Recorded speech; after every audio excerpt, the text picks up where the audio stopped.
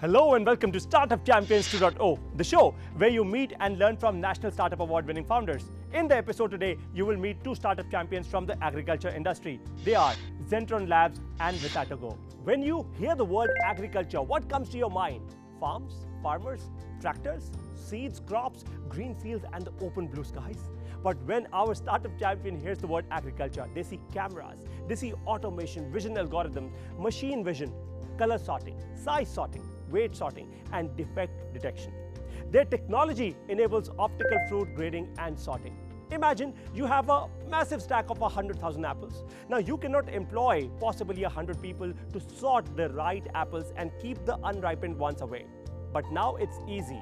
Call our startup champion and their machine will do it for you at the highest possible speeds. Let's now see the Zentron story.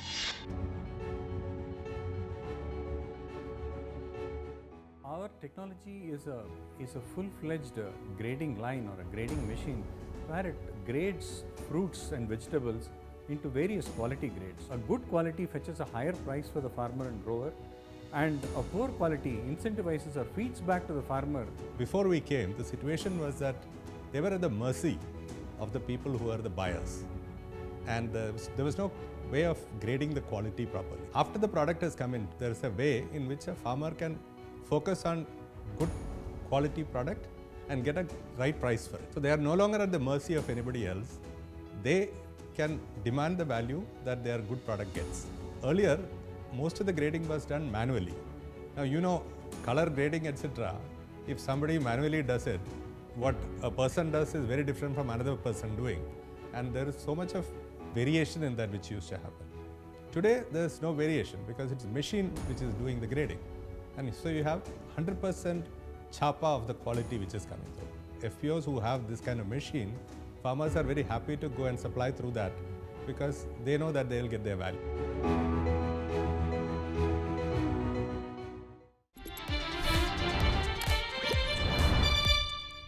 So Krishnan and Ravindranath, welcome to Startup Champions 2.0.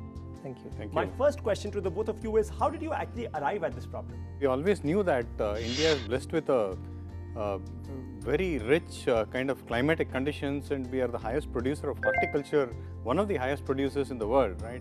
So there was this problem statement that was staring in front of us, and it just so happened that a foreign client, wanted us to develop some AI and ML algorithms for fruit defect detection. Okay. That's where our journey really started.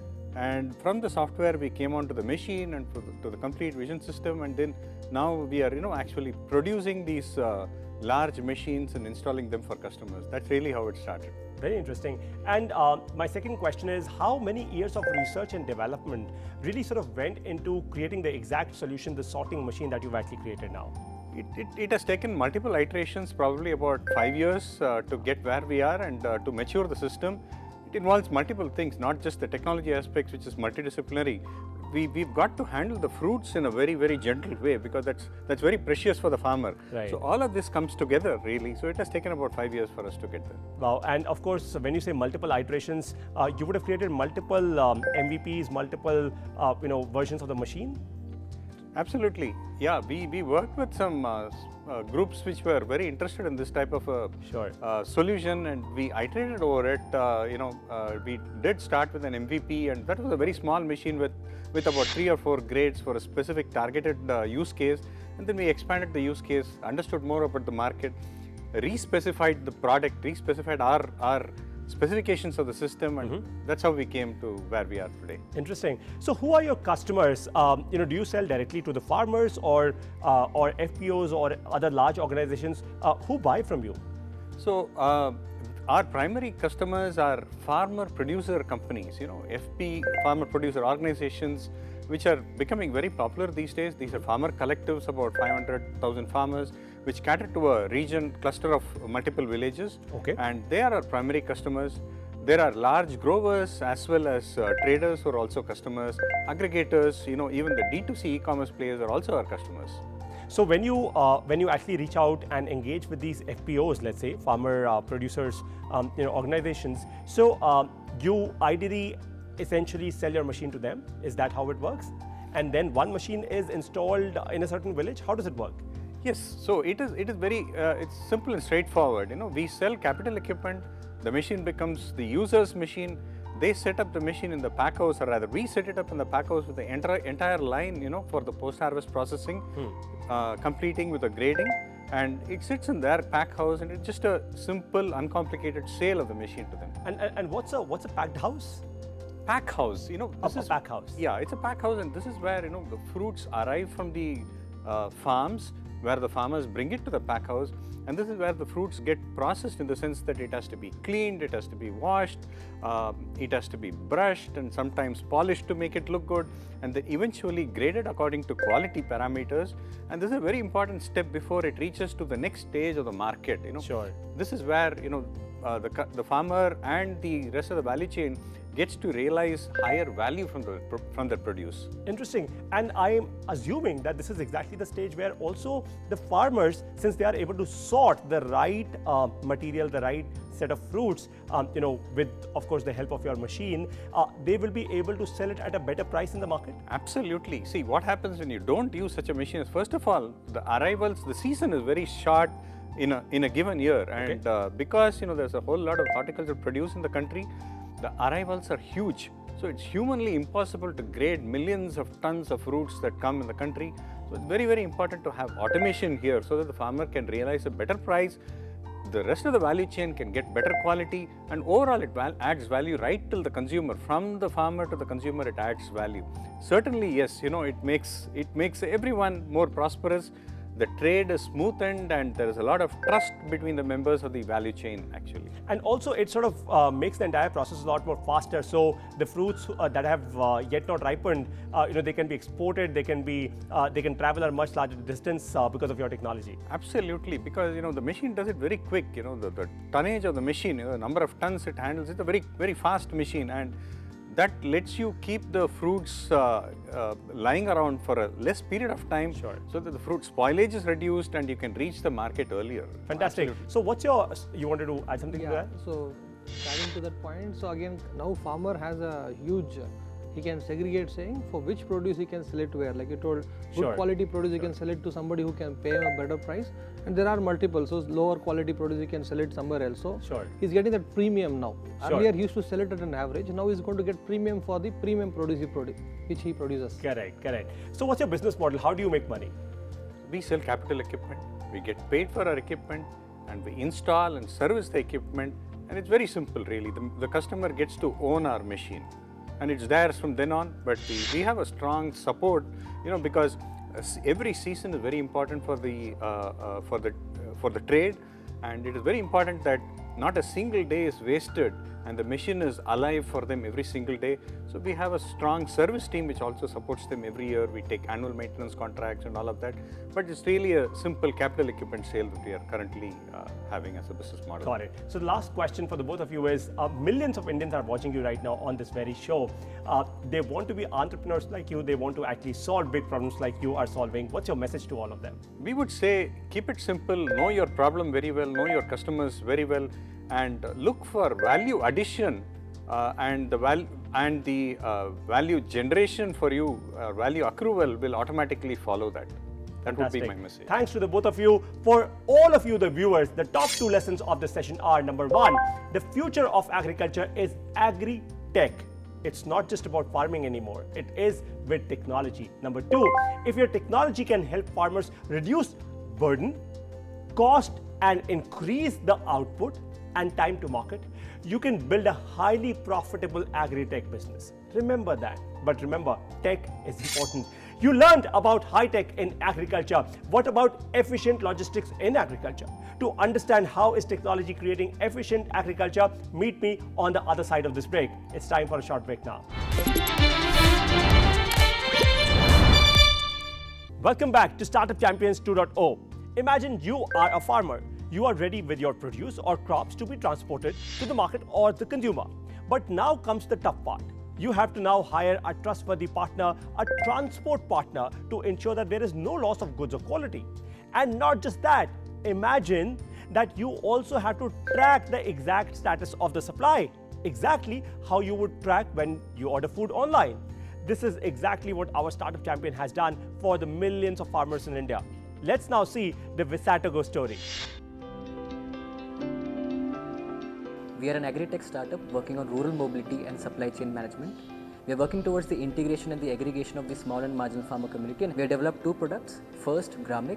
Gramic is a mobile-based platform for farmers to use, where we provide them with real-time market information so that they can make a smart and informed decision, ensuring higher profitability. We also connect them with shared vehicle services so that we can also reduce their post-harvest expenditure. Second platform that we have developed is the FMS or FPO management system.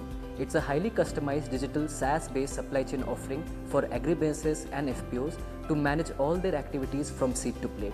None of us were from agri background, none of us had a farming background. So the first challenge that we had was to understand the agricultural space first. And there's a lot of demographic, geographical differences when we go from places to places. Understanding the kind of people in the agricultural space, different beneficiaries with different user groups which are there in the ecosystem. Understanding that was a challenge for us. The farmers, the user groups that we were catering to did not really have a lot of tech understanding. So we had to create a very simple interface so that we could cater to maximum number of people.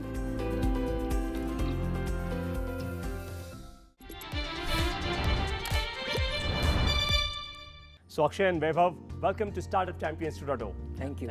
My first question to the both of you is, what exactly is your product, right? Both the platforms that you've created, Gramic and for the FPOs, and how do they work? Just explain to our viewers. So, as I explained, the two products are there, Gramic and FPO management systems. The first one is Gramic, which is farmer focused, and this is where, as we order food online, it is similar to how farmers can reach these more and more FPOs.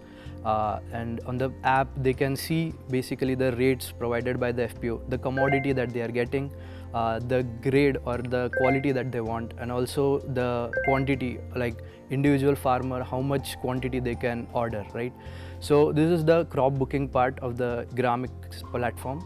The second, on the other hand, there's an agribusiness, which is also an important part of the ecosystem. And agribusiness, they broadcast a demand, which is then seen by the farmers. And this is how we connect both the worlds together, and then they can, book their produce and go to the FPOs. One beautiful part of the platform is that the FPOs can time slot their, farmers' incoming produce, so that the farmer knows when to come at an FPO, and without creating a longer line or the difficulties. You're reducing the wait times. Exactly. Yeah. Interesting. So in both of these products, I'm assuming the first product, which is Gramic, for example, is a mobile app, right? Yep. And when the farmers are getting this information, which is both that from the supply side as well as from the demand side, you're also saving a lot of cost and time for the farmers? Exactly. Yes. This is interesting. So what's your business model? How do you make money? So basically, as Vaibhav mentioned, there are two different products. So both of the products have different business models. For the Gramic platform, we charge the farmer basis the transactions that they record on the platform. At the same time, for the agribusinesses that they use FMS, that is FPO management system, they use, you can say that we have a freemium type of model wherein we have a costing basis the tonnage that they procure through our platform. Oh, fantastic. Yeah. So ultimately, you only charge for the value that you are actually providing. Yeah, exactly. Right? That's right. And just to elaborate a bit more on the FPO platform that you've actually created, is that like a smart ERP for them? It is. Yeah. So actually, demand was one of the entry points into an FPO ecosystem. Sure. So, but there are a lot of other things as well going on at the back end activities. So that is how we are telling ki FPO management system. It involves all the supply chain that has been tracked by the Got it. FPOs. So you've actually automated the entire system. Yeah. Yeah. Very interesting. How did you fund the business on day one, and have you raised any external funding till date? Yes, so we have raised external funding. So to talk about you can say in the initial days, we were supported by Digital Impact Square. It's a TCS Foundation's pre-incubation center that you can say provided us with seed funding. Apart from that, we also raised funding from Unlimited India. Again, it's an incubation center based in Mumbai, and various other organizations over the period of time. Majority of these fundings came as a grant investment and a seed investment. Interesting. Yeah. And how big a team are you today? Currently, we are at 18. Yeah. Interesting. Also, my question to you is the fact that a lot of you actually did not come from a farming or an agriculture background, right? I'm sure your parents might not have come from the same background as well. How did you really arrive at the problem? How did you understand the pain point of both your consumers or customers, which is the FPOs as well as the farmers? So basically, when we started off, actually, my grandfather is into farming, but when my dad moved into the urban area, so that's where then we stopped. Sure. Yeah. So, but the main idea for me was one day when me and my grandfather we just harvested drumsticks, and we went to the market yard. So the interesting thing I saw there was in the morning when you go to the market yard, the rate is high because very less people come. Sure. But as and when you stay there, it starts decreasing by the hour. So it's like very varied rates everyone gets at the time when you enter the market. Interesting. So that is where something I thought this is kind of not stable, and I think also when I started with the Digital Impact Square, right? So when we all came together and we started working on this problem, research was done on the field. We went on the field and saw, okay, what is the problem, getting deep into. And I think first 1 year or 1.5 years we were on the field researching what the problem is actually and what all we can tap into and work on. And these were some of the challenges that we identified and thought, let's try this. And fantastic. So millions of Indians right now are watching you on this very show. They want to solve problems like you, be entrepreneurs like you. What's your message to all of them? My first message is I think we need to be consistent in anything that we do. So even if there are problems, there are a lot of problems that will come. But if you are consistent enough to, I want to do that, right? I want to get this goal. So we need to be consistent, and that is where discipline comes into life. So the major part is consistency is what, will take you to places. And what's your message? So for me, it's more about co-creation. From a very long time, what has been happening is that urban is very different than rural. And we have to build that trust, we have to build that relation with the users and our beneficiaries. So it's very essential for us to co-create and involve them in the complete product development life cycle. Because if we don't do that, people will just not use your product. Because they feel empowered when we involve them in the complete life cycle. So for me, co-creation is something that we should always strive for, because being an entrepreneur, we have to go on the ground, understand the challenges, and also go into, you can say, co-creating the solutions along with the users themselves. Fantastic. So that is Thank you very, very much for your answers, the both of you. The top 2 lessons of the session are: number 1, agriculture industry can get a big boost with technology that makes supply and demand a lot more efficient. Number 2, aggregation of information and resources or physical assets can be of great help to farmers, which is what our Startup Champion has done today. Every problem is a possibility. It's how you see it to be. It's time for a short break now. Up next will be questions from our audience and step number 19 of how to start a startup. I will see you on the other side. Welcome back to Startup Champions 2.0. It's now time for your questions and answers from our Startup Champions. Are you guys ready? Yes. Our audience at times asks some very tough questions, so be very ready for them. All right, great. So let's take our first question. Please come on screen and ask your question. My question from Zentron Labs is, do you also provide after-sales support to your customers on the hardware? Is that a business model too? So I think it's a very relevant question. So since we are in the business of capital equipment selling, we definitely have to provide very good after sales support, and that is our key USP. Key USP where we provide instant and quick support. And definitely yes, once the warranty period is over, the machines have to be serviced before and after the season. That also is an extension of our model where we can get some revenue from that. But more than revenue, we want to service our customer so that the machines have very less downtime during the season. Interesting. Tell me more about it, right? So look, your entire hardware, now my first fundamental question is, your machine is a large machine, right? Is all of it fabricated right here in India? Yes. So entire machine is built in our factory in Bangalore. there are critical certain components which we import, like cameras which are not available in India. Otherwise, rest everything is here, made in India. And since you are fundamentally about computer vision, right? So you would be installing lots of cameras on a certain machine, right? What if these cameras, something goes wrong with them, right? Do you actually train farmers or FPO units on how to exactly use the machine? Yes. So since FPOs are quite a big organization, not an individual farmer, so they are a collective farmers. So we train an operator there on how to use the machine, and beyond that we use a proper robust electronics which ensures that the cameras do not fail, and we use the latest cutting edge technology cameras which use very less power, and also the electronics is there to safeguard, like a DC UPS to safeguard this. So these cameras can easily come up to 7 to 10 years without any issue. That was in fact going to be my next question to you, because in many locations, actually, there might not be enough electricity for such a large machine to really operate and at the scale and size that you're wanting it to operate on. How do you fundamentally then create an alternate source of energy there? So I think now a couple of FPOs have been, there's a subsidy for solar power, and also there is diesel generators at times. Because like I told you, this is a very seasonal business. Say only 3 months in a year, so they can't afford to even lose a day. So if they harvest the fruits, it has to be graded in the same day. So they have enough backup for power, and they're also having alternate sources so that machine on the plant keeps running. Got it. Fantastic. Thank you so much for your answers. Let's now take our second question. Please come on screen and ask your question. My question is for Westogo. What impact in numbers has your technology created for farmers? So there's a huge impact being created on field.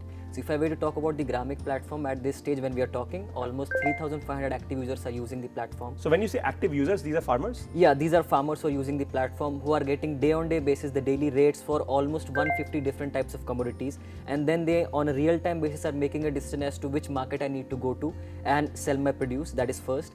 Till date, for almost from the past 3 years, we have aggregated almost 3.5 lakh metric tons of produce and transferred them from farm to marketplaces. This is about the Gramic platform.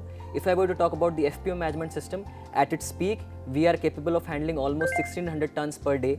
At the same time, through the you can say the FPO management system, we have digitized farm data of almost 15,000 farmers across Maharashtra and Karnataka region, and further expanding more.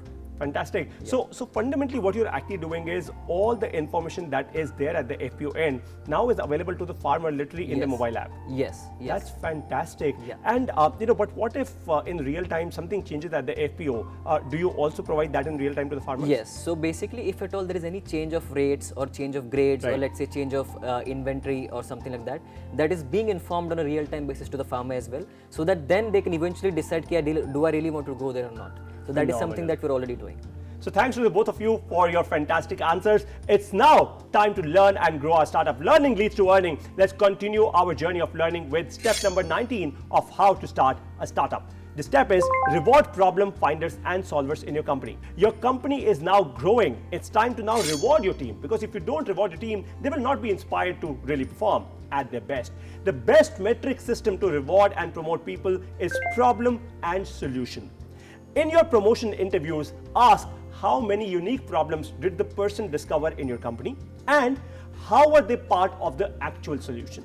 Remember, only those businesses grow that reward problem solving as a meritorious skill in the company. Problem solving must become the core of your company culture. The culture I'm saying.